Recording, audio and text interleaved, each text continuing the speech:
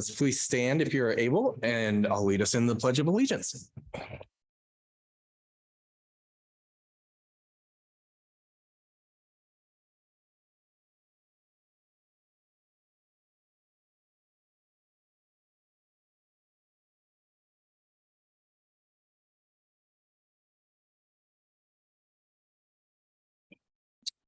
All right, I will now introduce our board of directors. I'm Mike Rowley, joined with Madeline DeMaitonon, Cindy Coe, directors Jonathan Henderson and Tasha Woods will not be here tonight. Also, Executive Director of Student Services, Kelly Krombauer, will not be with us tonight. We do have our Superintendent, Ginger Haberer. There's the Executive Director of Finance and Operations, Kim Snyder. And we're joined tonight with our student representative, Josephine Schnettner. Board, first action item is the consent agenda. We had the opportunity to review these items individually and to seek clarification from the district admin prior to the meeting. I will entertain a motion. Move that we accept the consent agenda. I'll second. Madeline has moved that we accept the consent agenda and Cindy has seconded. All those in favor? Aye. Any opposed? Any abstentions? All right. That takes us into administration, and let's start with Josephine so you can get to your concert. Yes, hello. So as the year draws to a close, we're all getting rather antsy. There's a wide range of different emotions that all of us seniors are going through. While excitement is high, anxiety and stress is also high while we begin to plan for the next chapter of our lives. For some of us, the moment is bittersweet as we plan to say goodbye to friends and family to head in our own directions. It's definitely an accomplishment worth celebrating, though. I would like to say thank you, as this is my last board meeting, and I would like to give a thanks to the superintendent, Leslie, and the activities director, the school board, the principal of EHS, and Mr. Dwight. This job has been very challenging at times, and they have all helped us to make it through. It has been a pleasure working with you all, and I've learned so much. After graduation, I have decided to go to Gordon College in Wenham, Massachusetts with my best friend. I plan to study English and literature or philosophy, and I'm excited to see where the future takes me. In working with the principal, as this year comes to a close, I have been working closely with the principal of EHS and another student. We have been meeting once or twice a week to discuss ways in which we can elevate the student perspective and include a more diverse array of voices. As you know, we were attempting to create a group called We the People. However, it has proven rather difficult as it is the end of the year and everyone is just pushing to make it through. Within our first meeting, we got a grasp of several different student ideas of how to improve our school, and we are planning on meeting with teachers and staff to share what we've learned. A big topic discussed throughout this process is how the communication between admin, staff, and students needs to be better moving forward. While we have learned so much from this process, there were two big takeaways. It has been extremely helpful and enlightening to have two students making an effort to connect with the principal of the school, to specifically have discussions on the various experiences of students within the school and how marginalized voices struggle to feel like they belong. In this way, there is a more stable communication and deeper conversations can be held on how to move forward and improve the environment of our school. This allows more people to feel as if they belong. It has also been a helpful connection to understand what it's like to be a principal and have an opportunity to get to know our principal as a person. In this way, the admin has shown how approachable they are. When students can make a deeper connection with their teachers and admin, they can feel safer in asking for help, reporting bad situations, and being able to feel seen as a person. My concluding thoughts, while being a student rep has exposed me to many new educational takeaways, there is one thing that has been made absolutely clear to me. Students are more than just their knowledge. What shapes us and develops us is more complex than the education taught in the classroom. Thank you. Thank you very much, Josephine. Board, any questions for Josephine? No questions, but it's been a pleasure to serve on the board with you, and good luck to everything that you do after graduation. Good luck making it through the next week or two. I would just like to say thank you as well, because last year being my first year on the board and this year being my second, the reports that you and Reagan and Grady all brought to us to keep us informed of what was going on in the school were very informative. very thorough. And again, it was just always a pleasure listening to what was going on in the school on a student level. So thank you very much and best of luck. Josephine, I just want to say I have thoroughly enjoyed our conversations, and you've pushed my thinking, and I've learned a lot from you as well. And I'm really excited about your future and just wish you the very best of luck. And really, I hope you stay in touch, because I think we'd all love to see all the amazing things that you're going to accomplish. Thank you, all of you. You may go to your concert now.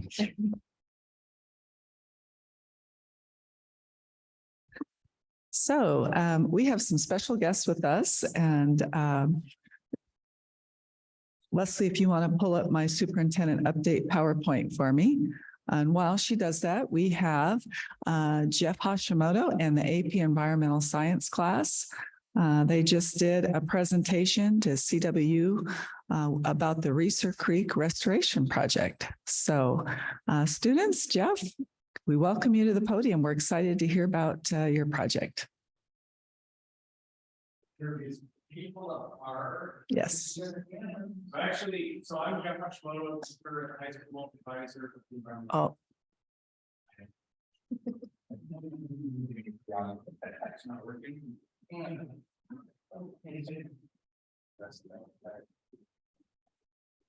Test. Okay. Jeff Hashimoto, teacher at the Ellensburg High School and advisor of the Environmental Club. And I'm going to let these students introduce themselves. My name is Ashley Callan. I'm the Environmental Club president. I'm Gwen Scoville and I'm just a member.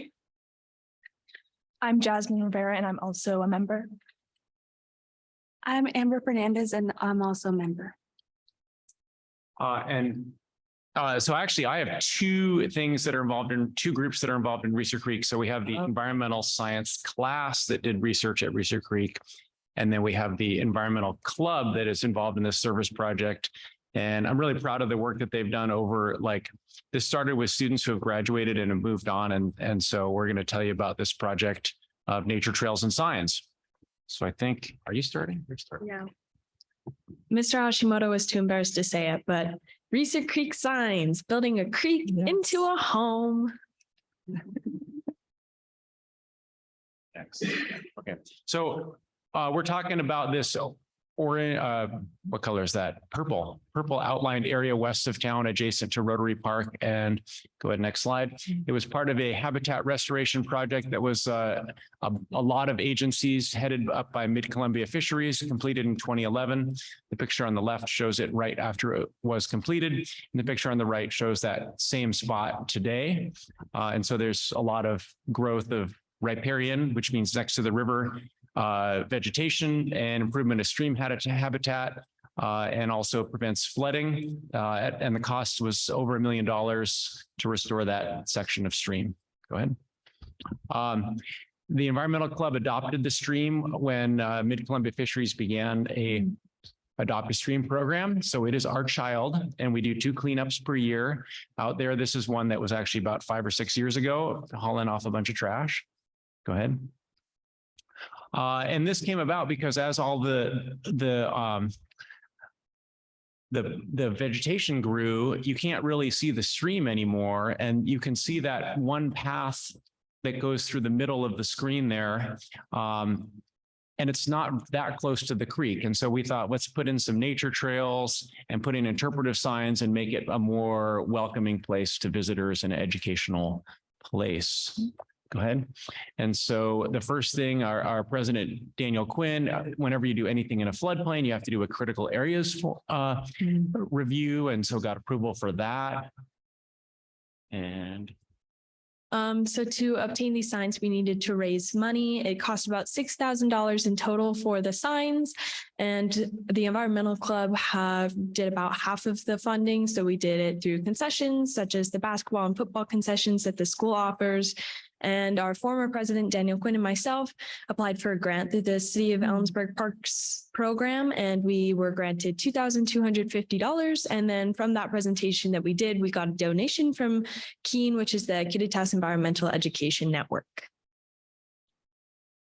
This is our former president, Annie Schlanger. She was 2 years ago. She was just mapping out what we should be putting on the slides and the signs and where we wanted to place them. So this was like early stages.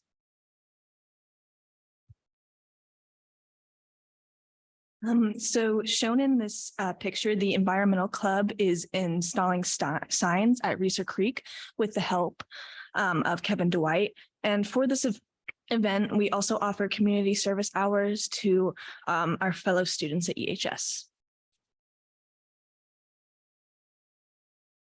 And here we are actually setting up the signs. This was a few weeks ago, and these are the interpretive signs talking about different animals, plants, and ecosystems that are here. And we also have these signs that we're going to put up to show that it's a nature trail.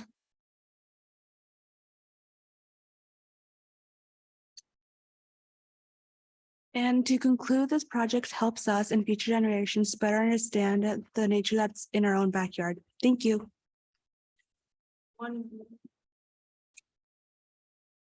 This is an example of one of our signs. The pictures that you see on the right are by Alexandra Gamache, who is a local student here at EHS. And if you want to see all of our signs, you have to go out and check them out in the Reeser Creek. Thank you.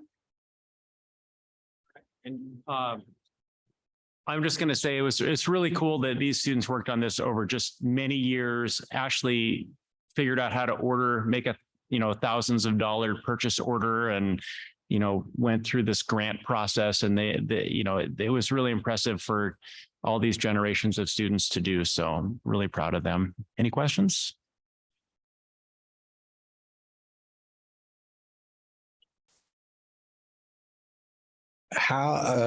Great job. I've seen the signs there. It's cool. So what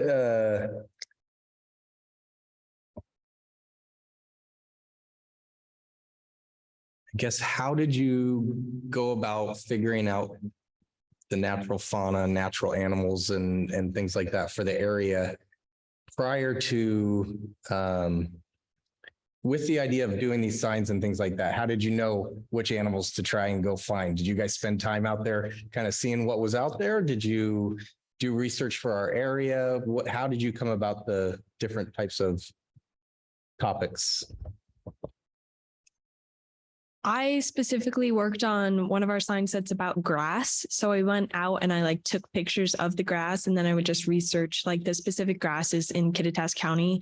And Mr. Hashimoto is very wise. And so he kind of knows what animals are in what type of climate, and Kittitas County specifically, or the shrub steppe ecosystem. So kind of looking at and collaborating with some of the partners here in Kittitas County, we kind of pieced it together. And also just a shout out to Becca Wassel from Mid-Columbia Fisheries. She was in there in one of the pictures, but she is really helpful, and because she really knows the local flora and fauna.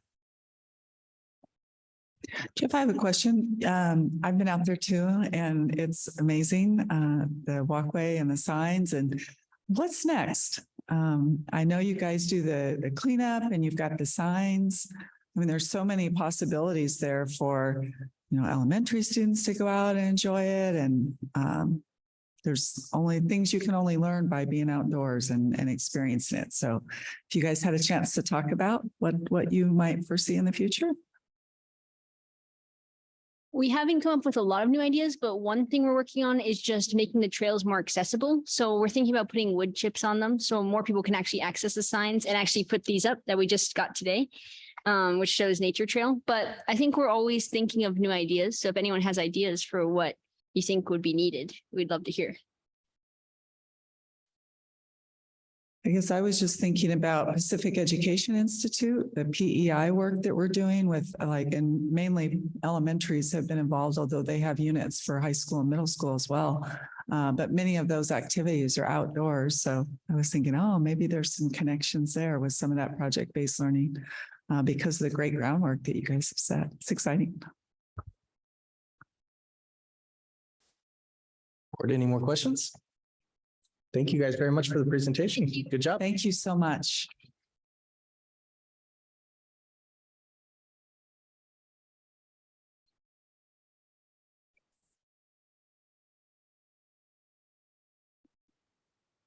Oh, she's.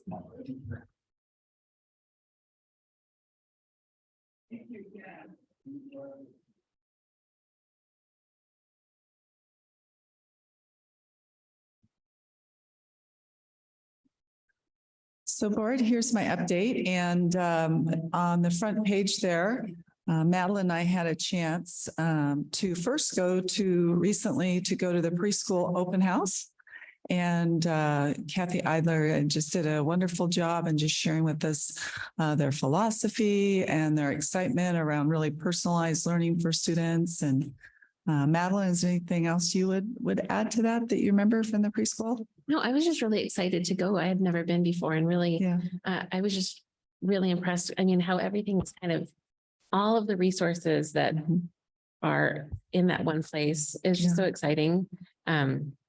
Yeah, and I think when we were going, there was no kids there because they were taking tours of kindergarten. So it's just exciting to see that kind of those connections with the elementary school and how it's kind of ends up being a seamless transition.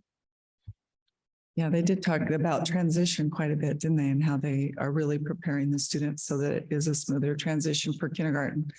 And then Madeline and I had a chance to come here to Ida and see part of the Sunflower Festival. They did an all-day amazing. We just have such a great community here in Ellensburg. There was a lot of volunteers from CWU and Fish and Wildlife. And we had the picture there. Kids were doing yoga. And then we also, Madeline and I were interacting with some students that were like making some different designs out of rocks and with chalk and kind of tying it to nature. And then that bottom right-hand corner, you can see some of the planter boxes. Joanne was able to receive those through an outdoor education grant that she and Rhonda both applied for one. And then the logs were made and crafted by one of our local talented folks. John Graff made those. And it really is a nice atmosphere, I think, for our students. So that was fun. Anything you'd add to that event? All right. Thanks, Leslie. You can go to the next one. And the next one, if you want to go up just one, Jeff didn't talk about this, but they also had a chance to present at CWU. And I think the students were really impressed with the knowledge that our students had, and especially about the environment and the different kinds of plants and animals that live there. So again, I just so much appreciate our partnership with Central Washington University. It's just been great. So some of the, we've had a lot of spring sports celebrations, and congratulations to John Alt, Boys and Girls Track and Field Coach of the Year. And we have several students who also got different awards, and we're going to put all of their names in the May-June update, the Your Schools update, so that they'll be shared out there. Okay, go ahead. And there were other celebrations too, so you can kind of look through all of those different sports. And Mike, I know your kids are involved with track. Anything you'd want to say about the track season and maybe what your son kind of learned from that, or just from a parent point of view? I couldn't tell you what he learned, but I can tell you that the boys and girls track team is heading off to state tomorrow morning. So I believe it's at 7:30 in the morning. They're going to have a send off from the Commons. They depart around 8 a.m. I do know, I think there's 8 boys going to state and 10 girls going to state. So I'm kind of excited to see how they do. So yeah. So that's awesome. And our fine arts department also just doing amazing things. There's a concert, as we all know, because we had some students had to leave early tonight. The Symphonic and Wind Ensemble and Orchestra on the 30th, and then the 5th is our choir. And so I just appreciate our strong performing arts program that we have here too, along with our athletic program. And we just celebrated our excellence in Ellensburg. If you want to go back one, yep. And really a thank you to Leslie Call and our whole team. We added an addition, and this was Leslie and Mike McCloskey kind of were thinking about what could we do different with photos. So Leslie worked with Haley, and they put together this nice backdrop, which was kind of like an after photo. Once they were recognized, they went backstage, and Leslie did a great job taking pictures, and we have them all posted on our website. And then afterwards, go ahead, next slide. We had a chance to just enjoy some refreshments together, and our culinary arts students made their amazing homemade cheesecake again, which I thoroughly enjoyed. And thank you, Mike, for going to and what you shared too. That was awesome. It was great. Our principals were there. It just was a real good time to connect. One of the things that we started with excellence in Ellensburg is really supporting teamwork and having teams be recognized. And I think, so you could see that in the previous pictures, teams of teachers and classified staff being recognized. So I just would hope that would be a tradition that would continue. And I think that's my last slide, isn't it? Okay. So thank you, board. Thank you, Ginger.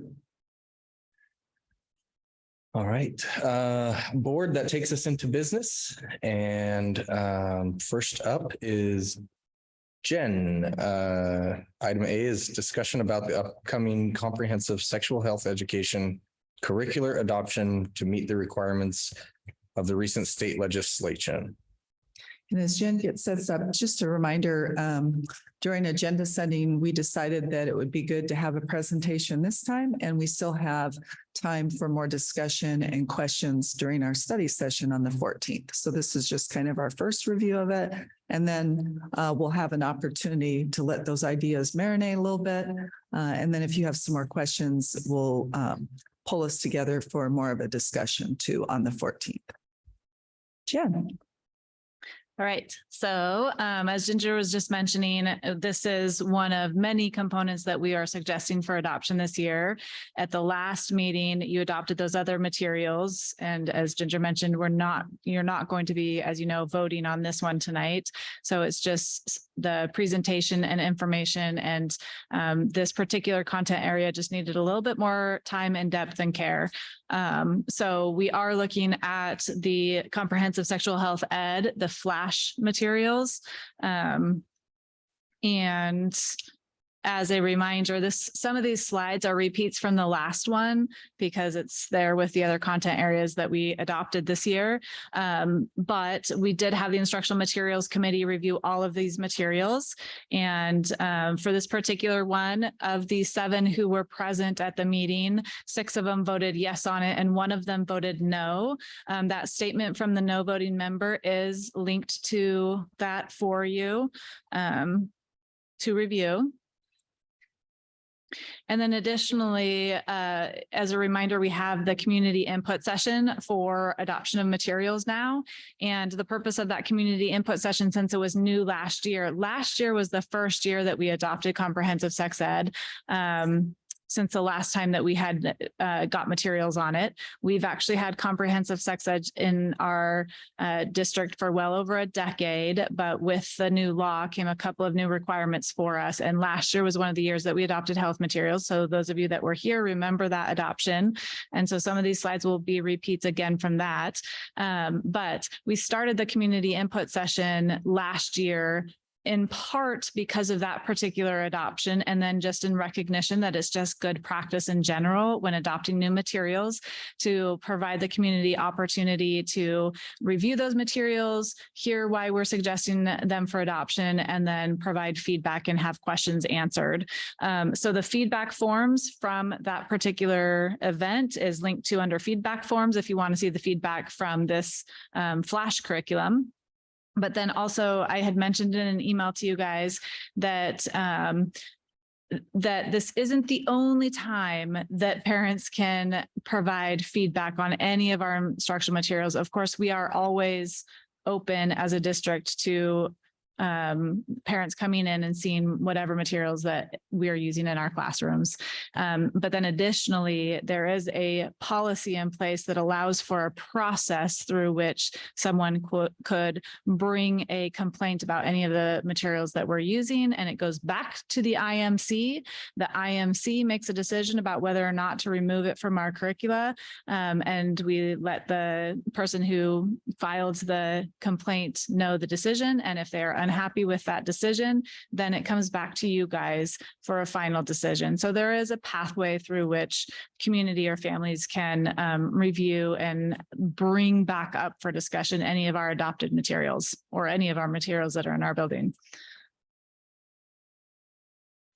So Flash, a couple of pieces about Flash. As I mentioned, we adopted some new comprehensive sex ed materials last year. But one of the things that the law changed for us was that we had to teach it twice in high school. And so Flash will be the second time is being proposed to be used for the second time it's taught. When we adopted last year, our initial thought was that the materials that we adopted for the health course could be recycled and reused in the CFI course, which is where we teach comprehensive sex ed for the second time. However, once we really got into it and those two teachers kind of got into the materials and started talking about what that would look like in implementation, it was determined that they really do need a separate set of materials for the second time it's taught so that it doesn't feel recycled for students. And so Flash was the one that was identified, and we piloted minus some of the pieces this year and are proposing for adoption for next year.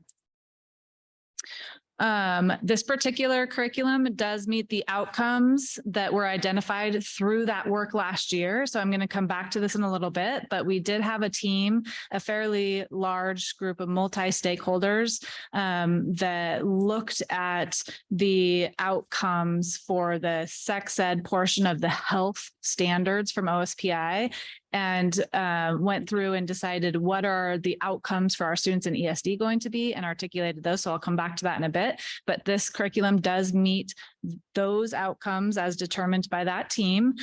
It also meets the requirements from the law around comprehensive sex ed, which I'll also go into.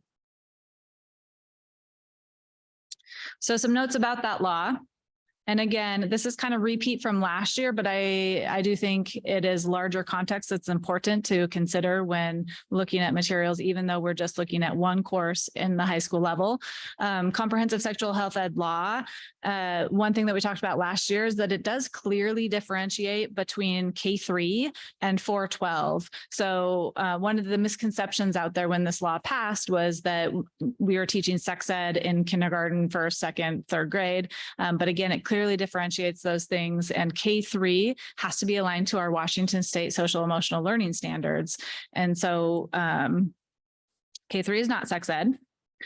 It does not mandate a certain curriculum be taught. That was another misconception that was out there last year, that OSPI would tell districts what curricula they had to use for comprehensive sex ed, which it does not. The law does not state that, nor did OSPI determine that that's what they're going to do.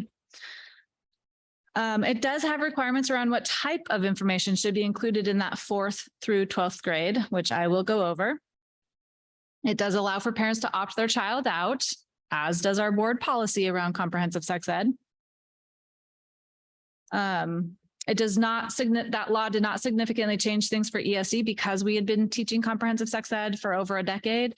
But what was new for us is that we had to include bystander and affirmative consent. The law specifically called out those two pieces, and we didn't have strong elements of those two things in our curriculum before. And so we needed to go back, and part of the adoption for the health materials was ensuring that it had strong enough components that it would meet that portion of the comprehensive sex ed law. The other thing it changed for us is that we had to adopt a SEL curriculum for K-3. We'd already been using them in all of our elementaries. but we just hadn't formally adopted an SEL curriculum. So that was part of last year's adoption as well. And that's in place for this year. And the other thing it changed for us is that we now have to teach it twice in middle school and high school. And that is partially what's prompting tonight's look at Flash. So just a note about those two pieces that it changed last year for us and that we had to ensure were in our materials that we adopted last year.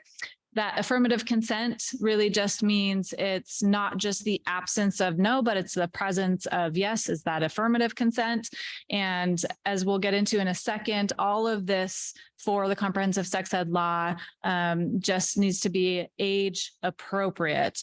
And so that varies, that what affirmative consent looks like in instruction varies across grade bands. And is age appropriate. So at the younger levels, affirmative consent could be, I use the example of the backpack. It could be about personal belongings.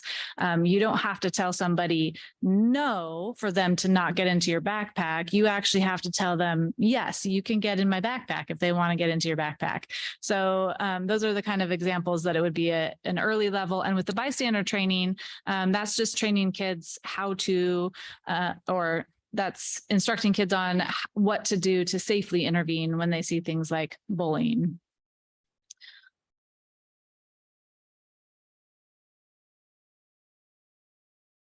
Did I skip a slide? No. All right, so some additional notes. This particular piece of the law, I think, is pretty critical to the lens through which we need to look through for decisions around what to adopt. So comprehensive sexual health ed must be medically and scientifically accurate, age appropriate, and inclusive of all students, regardless of their protected class. And I think that's the part that I'd like to highlight in terms of a portion of the law and a lens through which we have to look through to view these materials and make decisions on them. One of the pieces of that, though, that is gray in this law is that age appropriate piece. So who determines what is age appropriate? According to OSPI, it is districts that ultimately determine what is age appropriate. So that is partially why this multi-stakeholder team gathered together to ensure that we were having multiple people look across the spectrum to decide from kindergarten up through 12th grade, what outcomes do we want for our students? And what does age appropriate for these different standards look like at 4th grade versus 12th grade?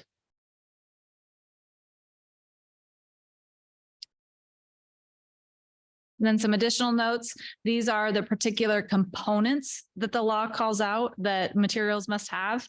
The physiological, psychological, and sociological development processes experienced by an individual. And again, we have to look at that piece about age appropriate and inclusive when we need to use that lens when we look at all of these components.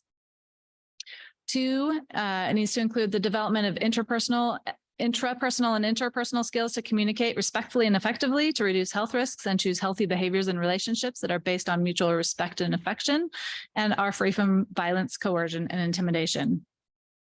3, it must include healthcare and prevention resources. 4, must include the development of meaningful relationships and avoidance of exploitative relationships. And 5, understanding the influences of family, peers, community, and the media throughout life on healthy sexual relationships. And 6, affirmative consent and recognizing and responding safely and effectively when violence or risk of violence is or may be present with strategies that include bystander training. So that last little piece was the piece that we didn't have in place prior. So those are the components that our materials must have. So again, want to just emphasize that parents do, per our policy prior to the law and then backed up by the law, have a right to opt out of this. One of the questions that we got from the IMC and then again from a board member was, that's the statement that you guys have access to, but was that parent opt-out piece. And this is posted on our website, but this is the actual form. One of the questions was, is it possible to not just opt out of the entire unit on comprehensive sex ed, but just certain lessons or certain pieces of it. And so we did talk about that's definitely a possibility about expanding this form to delineate out those different pieces that people might want to opt out of, so that it wasn't just the sexual health ed or HIV/AIDS prevention education portions, but they could get more specific. So that is definitely a possibility that we can add that to our forms.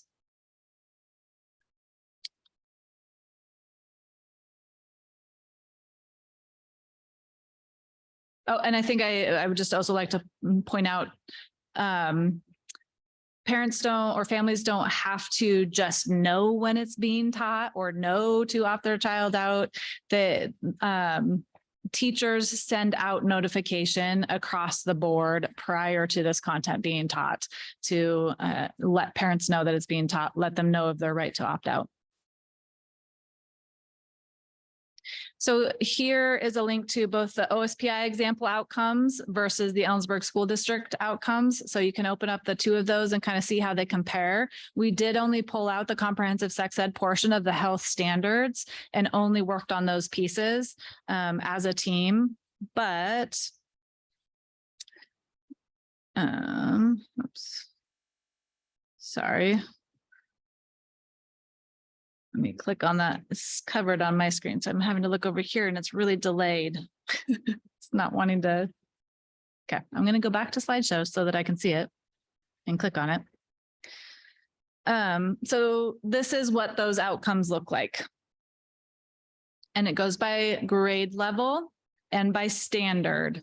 So again, when you open up the OSPI one, what you'll see is these standards and topics over to the side. Those are things we have to teach. But districts get to determine that age appropriate piece. And as long as we're looking through that lens of what the law says and the components that the law has, we kind of get to determine what that looks like. So that's there for you guys to examine as well. So Flash. Flash is based on the theory of planned behavior, and it is a well-respected and vetted comprehensive sex ed material. It includes a strong family involvement component. So the lessons include things like, here are some conversation starters at home, but then additionally, it takes that values question protocol as part of the lesson, which understands that some of these topics are values based. And so it takes some of these topics or potential questions that might come up from students, and it values the question. But it also says this is a values issue and suggests that they have those conversations at home. So here's a list of the lessons in the Flash curriculum. And again, we are suggesting adoption of all of these lessons that meet both the outcomes identified by the team and the law.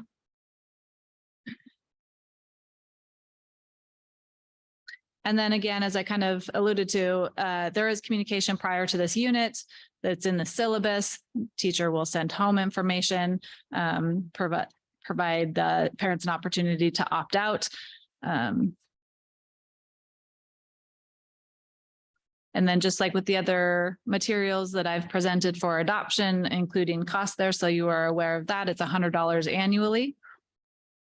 And that's just for the digital teacher licenses. There are no student materials. It's all teacher materials, which you guys have been provided a login to so that you can peruse those.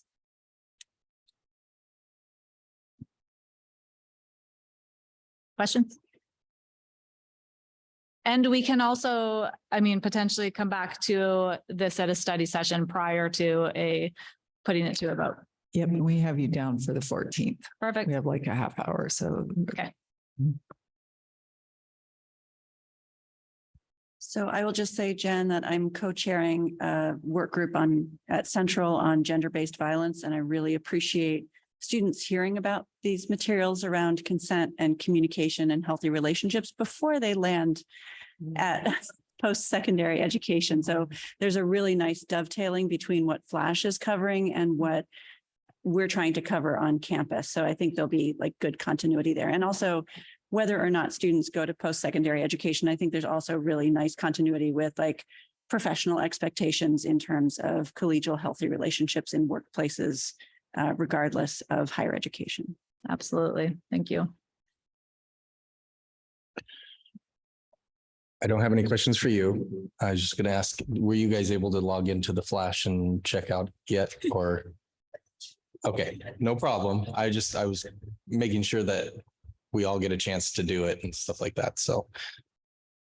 And definitely ask me if you're having troubles. It's not a very user-friendly system. There's like multiple clicks you have to take to get to where you want to be. So just let me know if you're having issues and I can help. All right. Thank you very much, Jen. I'm sure we will have some questions for you. Okay, perfect. Thank you.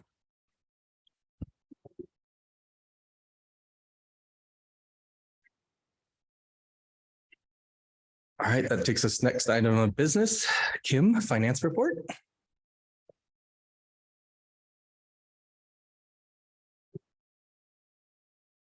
So tonight I'm going to present on April's numbers of last month's. And so the general fund is at target at 62.31% of expenditures and 64.64% of revenue. You expect about 67% or a project, not necessarily expect, but projected about for 8 months. In April of 2022, the expenditures came around 59.18. So we're above that, and revenue came in around 65.4. So we're below that. However, we did receive more revenue than last year at this time. When comparing this to April of 22, we have spent about $3.4 million more in expenditures because our budget is bigger. So you're going to have more of a different in percentages. And that's what you're seeing. The unassigned fund balance equates to approximately 12.61% after concerning fund balance restrictions and assignments, which is our primary indicator of the district financial status. The jump in the fund balance is due to receiving the majority of our levy funds for the second part of this year. So we received, through this month, we received almost all our levy funds that we had budgeted and projected. So we're actually a little bit over what we projected just because our, honestly, I'm not sure why we're over. I'd have to look. I think it's the valuation of our houses and people moving in. So we still can't get to that cap because we're still capped at a certain point with student enrollment. And so I think when we went out for levy, I'm not even going to say that. I was going to say 9.7 million, but now I'm realizing that's just for the year. So I'm not even sure what over the 2 years, because you're looking at 2 years, our levies a calendar year. So you have to look at 2 years, but so I'm not sure what that was. I have to go back and look at that. There were no discrepancies between the Kittitas County Treasurer's report and our trial balance for the general fund. Capital project fund revenue came in at 32.25% and our expenditures came at 21.21%. The fund balance is at $2.9 million that consists of state match, tech levy, and assigned fund to support other capital projects. The tech levy funds are still in there. We haven't, I believe that this summer is where our major expenditures are going to come for our tech levy. There were no discrepancies between Kittitas County Treasurer's report and the trial balance. The debt service fund revenues came in at 88.17 and 81.91 for expenditures. We will be making an interest payment as of June 1st. And there were no discrepancies between Kittitas County Treasurer's report and the debt service fund trial balance. The ASB fund revenues came in at 48.89% or 5% of the budget revenues, and expenditures came in at 37.47%. Remember that ASB board has made the decision to budget for full capacity of all fundraisers, so they have quite a high budget in that, so that they can make sure if any fundraisers, they would all be covered. And there were no discrepancies between the Kittitas County treasurers and the trial balance for ASB. Since the private purpose trust fund is a fiduciary fund, it is not a budgeted fund. Therefore, it's not a budget status report in your packet. You will see that the fund balance is approximately $30.8 thousand at the end of April. And there were no discrepancies between Kittitas County Treasury Report and the private purpose trust fund. The revenue for the Transportation Vehicle Fund came in at 5.18% and 17.64%. There were no discrepancies, and there were no discrepancies between Kittitas County Treasurer's Report and the Transportation Vehicle Fund trial balance. We did order 3 buses last fall. We have received 1. We probably will not receive the other 2 until August, September. And all districts, actually, I just got an email from all business managers like, hey, we ordered buses and we're not seeing them. Is everybody else having that same issue? And they are, so. And Carol was telling me, the transportation director, that we ordered some diesel buses. It's really hard for us to have electric buses here because of our area and not having the proper charging stations and stuff and having to do all that. So the manufacturer that we usually go through for our diesel buses had to stop because they had to do some electric buses, manufacturing those. And so that's part of the delay. I would like to remind everyone that this report is presented with the information I have currently and subject to change as we continue through the year. I would also like to remind everyone that revenue sources are used in their current funds for authorized expenditures and can't usually be transferred to be used in different funds unless authorized within the adopted budget and within the accounting laws. Are there any questions? I just had a quick question on the private purpose trust fund. It, you note a fund balance of what looks like $30.80. No, it's 30,000. Okay. Sorry. Yes. You said 1,000. Yes. Let me ask you, when are buses paid for? When we receive them. Okay, so they haven't been, they're not. No, so we paid for one because we have received that one, but yeah, we have not paid for the others. All right, thank you very much. Thanks, Kim. Ginger. So the next topic is Kim as well. This is a huge celebration to Kim and her team. We kind of have a 2-stage audit report this year. And Kim's going to review this report, and we have a second one now that it's like a 2-stage that they do. But really this report came out very favorable. So just appreciate you, Kim, and the work of your team. But I'd love for you to give them an overview of it. As Ginger was saying, we do have different stages of our report. So an auditor will come in. We have the financial, what they call the financial statement audit, and our single audit every year. And to get a single audit, you have to expend $750,000 each year, which will always way over in grants and federal grants. But they do audit the financial statements every year also. So they did that recently. That audit was a clean audit, which means that there wasn't any material discrepancies in our audit. They have different areas that they look at. They look at internal controls. They look at verifying all the numbers that were stated in the financial statements or on our what we call the CFA schedule, which is our federal grants. So they didn't find any discrepancies or material discrepancies in those, which is great. Think about, they looked at for our single audit, they looked at our ESSER funds, our ESSER fund grants, and then they also looked at our SPED IDA grant. And like I said, there was no material discrepancies in those. What else do I want to say? I made a script, but then I kind of went off of it. So they also do, there were a couple of things that they just kind of requested that we look at and make sure that things are which they call exit items. So there's different items, there's different levels of recommendations. So they have a finding, which is the top level. So I'm going to go, let's go from the bottom. So they have an exit item. Those items are really just items that they see that maybe, you know, we want to kind of look at, maybe looking at the controls of them and making sure that we are having enough controls and that we're following those controls. And they might have just picked up on something that was maybe small, but they didn't feel like it was material or sufficient, you know, or insufficient of, and wanted to raise that recommendation to another level. So it's just something that they're like, hey, you know, you might want to really look at that and make sure that you're paying attention to it, right? And so we did have a little bit of that just with the financial statement review, just because we've had some staff turnover and stuff, and they understood all that. So they just said, just make sure you have someone else reviewing those financial statements just to look at them, have a second pair of eyes. So we have that in place now. You know, with my staff being in place, I can give more to other people so then I can review. So that helps.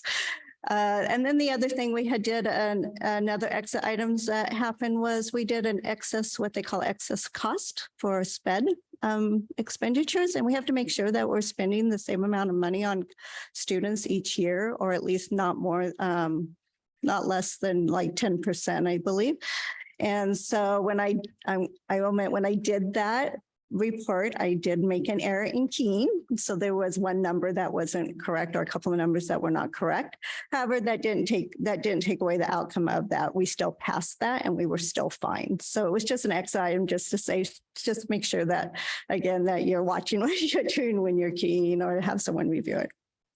The next level is a management level item, and that's a little bit more serious. They feel like it's something that that we really need to pay attention to. Not that X items aren't, because I take everything serious whenever they recommend. So, but a management item is something that they're like, hey, you really need to pay attention to this. And we found something, and it could be internal control that we're not following, like making sure that people are looking at and approving different items, or that, you know, we're making sure that we have internal controls and that people can't, we would hope to catch if anybody was taking money, or that we weren't following our policies and procedures. So that's a management item, and that will usually go into your audit report.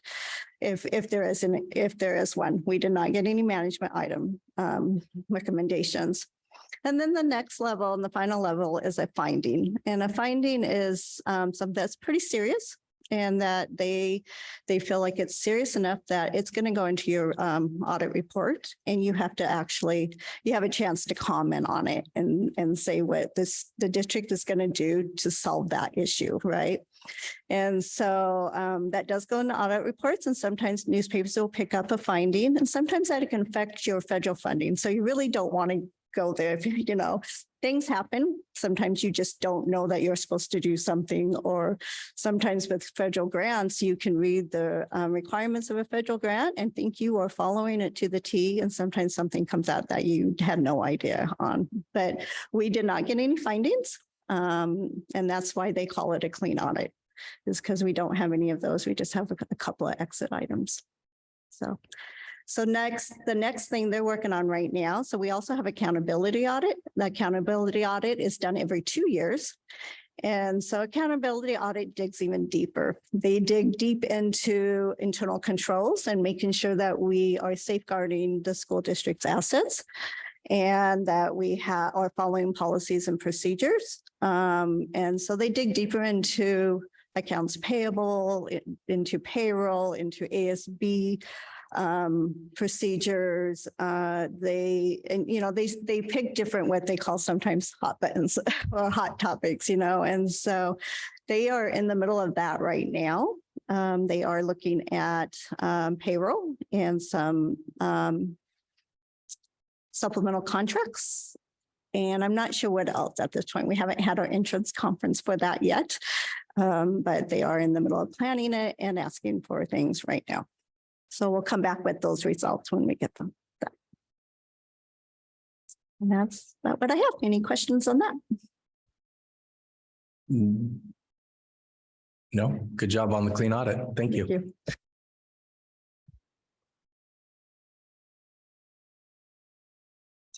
Enrollment, if you have any questions, I know I was just looking and glad to see that where it goes increase, decrease month from September or October at 16.98 students, and in May an increase to 41.7. So that was nice to see. Any other trends or anything that you notice that you want to discuss? Okay. Oh, thank you. All right. Oh. Do you have something to add, Ginger? All right, board, that takes us into policy. And first up is a second reading of policy 4060, distribution of information. So board, this is a second reading and a recommended approval of this policy. I think that it will really help our schools. It's pretty aligned with what we already do. This is a new policy from WASDA, but I think it will really give us some clear guidelines around how information is distributed and what some of those responsibilities are around it.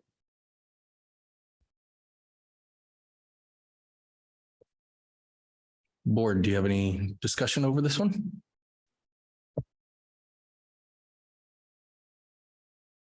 It is an action item, so I would entertain a motion. I move to adopt policy 4060, the distribution of information. I second. Cindy has moved that we adopt policy 4060 and Madeline has seconded. Call a vote. All those in favor? Aye. Aye. All those opposed?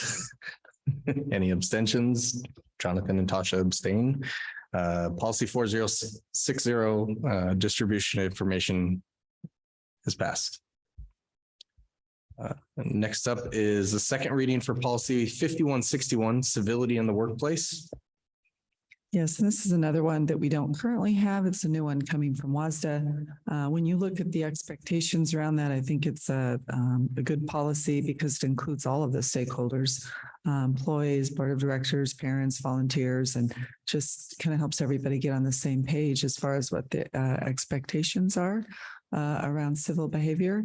And so we would recommend this policy for approval.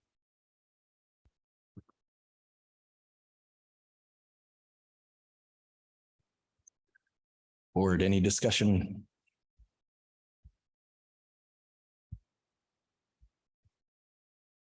Okay, and as an action item, I would entertain a motion. I'll move to adopt policy 5161, civility in the workplace. And I'll second. Cindy has moved that we adopt policy 5161 and Madeline has seconded. All those in favor? Aye. Any opposed? Any abstentions? Policy 5161 passes.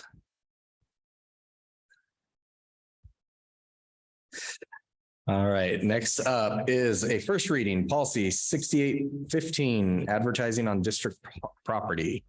Yes, this is also a new policy from WASDA, and I was reading through the policy and the procedure, and it's pretty close to what we do. Again, I think it's adding clarity. We get a lot of different organizations that want to advertise, and this policy would add consistency into for our practices across the buildings as well as at the district. And I know you see a spot in there that says, you know, who would be responsible. And I think at this point, the assistant to the superintendent would ultimately be the one responsible. And then we would, as you can look in the procedures, have a way of people communicating so that, but because it's in writing, where everybody's kind of doing the same thing and would understand what they need to do in order for that to get to, in this case, Leslie, to be able to approve it.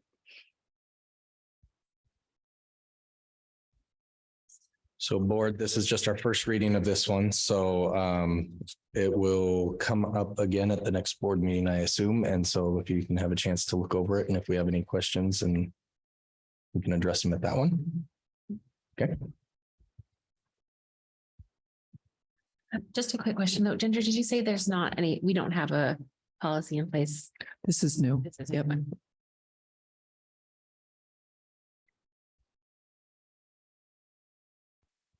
All right, takes us up to the next item, which is first reading of policy 6111 tuition.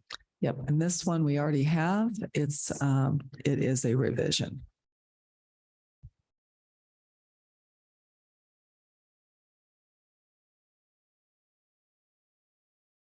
Ginger, could you say what the revision is? I see that there's a red line next to the whole Click text. on the red. Oh, okay. Never mind. Yeah, no, that's fine.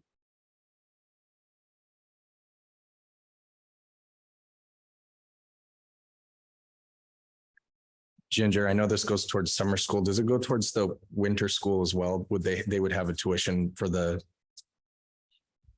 We could choose, this policy allows us to choose to have tuition for that as well. it's not written on there, so I just wanted to clarify that. Yeah, If it was, and that might be something that we write in since we do offer the winter school. Not Okay. everybody does that. It's a good point.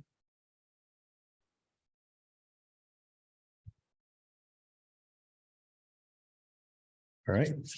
Board, any discussion on that one? Okay, if we have questions, we can bring them up for the second reading for sure. So. All right, that's the end of policies. Takes us into reports. I have a small report tonight, not a big one. I did ask Grady if since he joined us, if he had a report tonight. He does not. But we saw Josephine earlier, and first of all, let me lead off with thank you for being on the board as a student representative. It's been great having you, Reagan, and Josephine here throughout the year, having your input as student representatives, kind of that voice from the high school level, bringing it to the board has been a benefit to us as a board. And so thank you. And I don't know if you want to quickly say what you're going to be doing after this, that would be great. Thank you. It's been an honor and a pleasure to be here. I know I've been to only a few meetings, but it's been quite a pleasure. And I am actually headed to New York on August 15th to study musical theater and political justice at Manhattanville College. So I'm double majoring. And then hopefully I'll just like keep living in New York after that, and then hopefully be on Broadway or whatever, changing lives. But yeah, so that's the goal. That's the dream. But yeah, thank you for having me, and thank you for saying that. It's been really fun. Thanks, Grady. We wish you the best of luck for sure. So, and then second of all, we had a vote.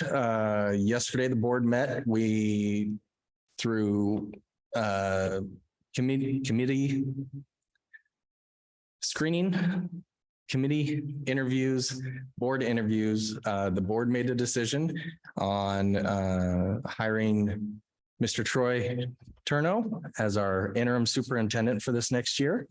We do have pending negotiations over a contract, but we want to welcome you to Ellensburg School District, and we look forward to working with you. So, yeah.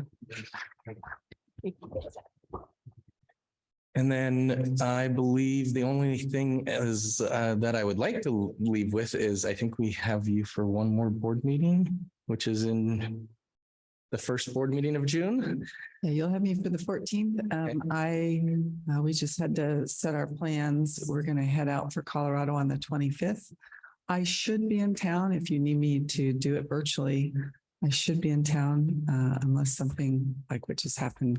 We don't have a blowout on the highway like what just happened to my husband. But if you need me to join virtually on that second one, I can do that. You guys can just let me know. Okay. Well, thank you again, Ginger, for everything you've done for the school district.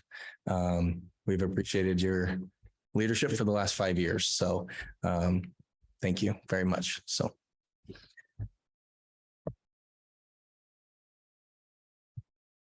There's nothing on new business. You have a comment? Oh, sorry. Yes. Jumped ahead a little bit. Sorry. Hopeful. Public comment. All righty. Leslie, can you get us set up for public comment, please? The board will allot up to 30 minutes as a total time allotted for public comment this evening, and each speaker will have up to 3 minutes of time. The board is not obligated to provide additional public comment time to accommodate everyone in attendance. The board is not obligated to respond to questions or challenges made during the public comment period. The board's silence will not signal agreement or endorsement of any speaker's remarks. In my capacity as board president, I may terminate an individual's remarks when the allotted time has passed. I may also interrupt or terminate any speaker who is making uncivil comments. Uncivil comments include but are not limited to obscene comments, comments that are defamatory toward another person, or commentary that is unwarranted invasion of privacy. The board reserves the right to have anyone removed who refuses to adhere to the rules and creates a material and substantial disruption of a meeting. Personnel matters are generally private and administrative in nature. Constructive criticism can be helpful. At the same time, the board has confidence in its staff and programs and will act to protect them from unwarranted criticism or disruptive interference. Complaints or concerns received by the board or any board member will be referred to the superintendent and will not be considered or discussed by the board in this setting. I'd ask that you respect staff members' privacy and consider putting any concerns you have in writing if they pertain to a personnel matter. The board can then review and forward those to the appropriate administrator. Leslie, are we ready for public comment? Okay.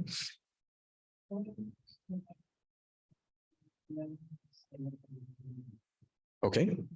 Individuals in person wishing to be heard by the board need to be signed up to speak, and those on Zoom need to add their names to the document in the Zoom chat box. If you are unable to do this, individuals may also be recognized within Zoom by using the icon or emoji to show you are raising your hand for public comment. Once the board chair calls on an individual, they will identify themselves by stating their name and address for the record. Individuals will proceed to make comments within the 3-minute time limit. If an individual wants to request a response from the board, this may be possible by submitting this request in writing or email to board@esd401.org. So Leslie, no one signed up. We'll give it just a second for the Zoom people if they do want to speak.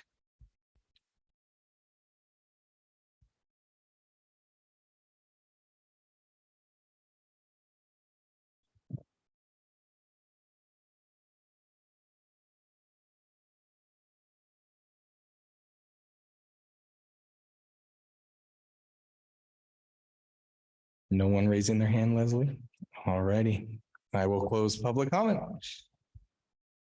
Takes us to meeting and closing. Ginger, do we have an executive session tonight? Yes, I don't, maybe 10 minutes once we're in there.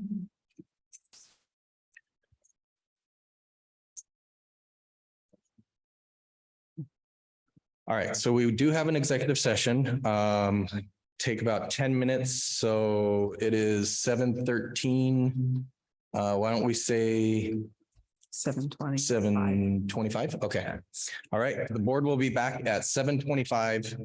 Thank you very much.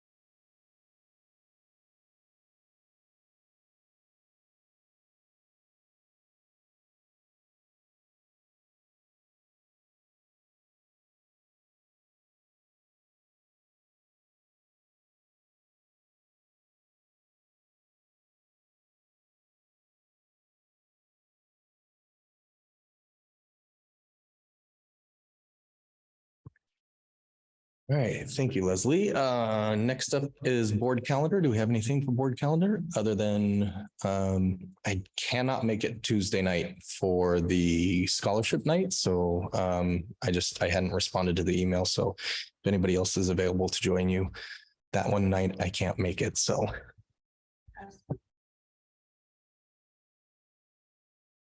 June 6th, I think. Okay. Clarification next steps. I think we're good. Signing of documents. Okay. Takes us to an adjournment. I would entertain a motion to adjourn. I will move to adjourn. I second that. All right, that's Cindy moves that we adjourn and Madeline seconded, and that takes us, we are adjourned.